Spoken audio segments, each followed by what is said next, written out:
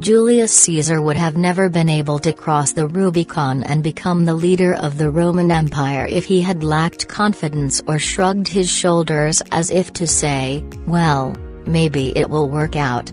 Instead he said, I came, I saw, I conquered. In every company, there will be certain leaders who set the tone and who people look to for inspiration.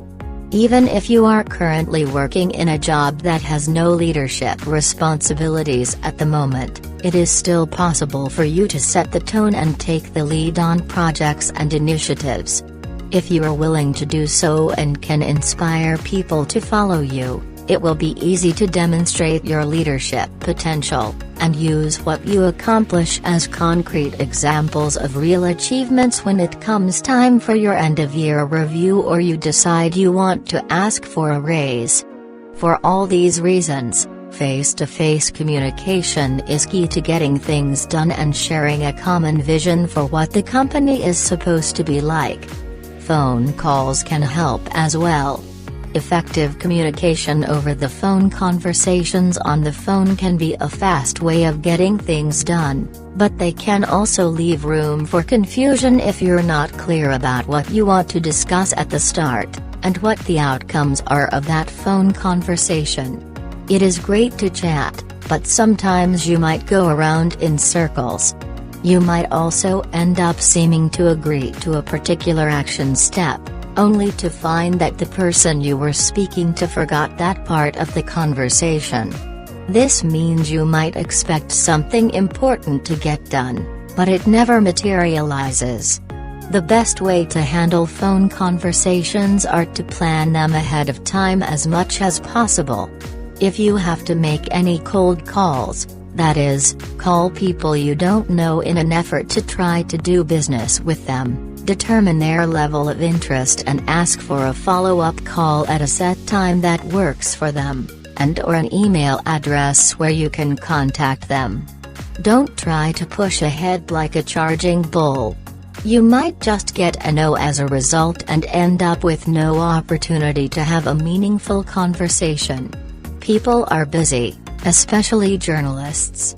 If you are trying to pitch a story to them, for example, and you ring them when they are on deadline and try to launch straight into your pitch, you will most likely get a no, and don't call again. On the other hand, if you call and ask if it is a good time to talk, and whether they are on a deadline, they will see that you understand their working conditions and time constraints. If you then explain that you would like to pitch a story, ask when would be a good time to call back, and whether they would prefer the phone or email. If you schedule a follow-up call, be organized. Jot down talking points prior to each call. Check them off one by one. Make notes as needed. If you are worried you might miss something, use dictation software such as Dictation.io. While it is true that you will only be able to record your side of the conversation, in this way you will at least have your side of things. You can take notes about what they say as needed. Once the conversation is over, review your notes and type them up so they make sense.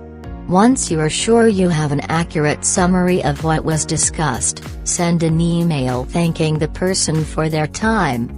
Send a copy of the notes that you have made.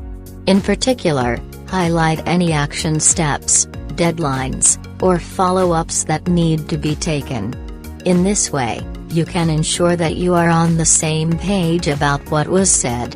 You can also ask if there was anything you missed, or anything else they wanted to discuss. Ask them to add it to the email, or arrange another call. Once they have offered their input, you will end up with a shared document and paper trail containing all of the most important points that were discussed in the phone call. You can then use that to track progress, create a new contract, update an existing one, and so on.